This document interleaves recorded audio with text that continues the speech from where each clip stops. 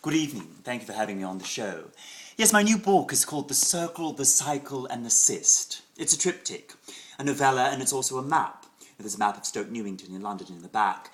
You know, it's a memoir of sorts, but not myself, but from an embryo, but told from the perspective of a mother. So it's a feminist diatribe, you know, a dialogue between a mother and an embryo, but it could also be a dialogue between America and Iran. You know, and a lot of my friends and colleagues who have read it have said, you know, I don't get it. But I feel like I do. And I think, yes, exactly, that's it. You know, that's the modern psyche. Freud talks about the yin and the yang. I'm talking about the cycle, the circle, and the cyst. And the cyst being capitalism. You know, and a lot of people are saying, well, you're the voice of a new generation. Well, perhaps I am.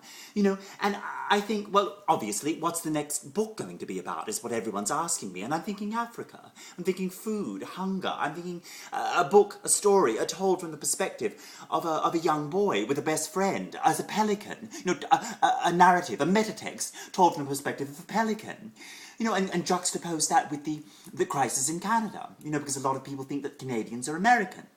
So it's an identity crisis about Africans in Canada. You know, and you know, a lot of people are saying, well, you know, you speak for everyone. You know, I'm going back to the beginnings of storytellings, to the pagan rituals. You know, I'm speaking for the every man, woman, and child, for the farmer, from the labourer to the interior designer.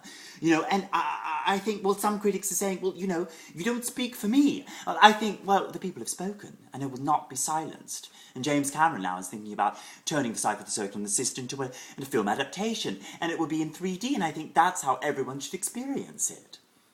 But yes, thank you for having me.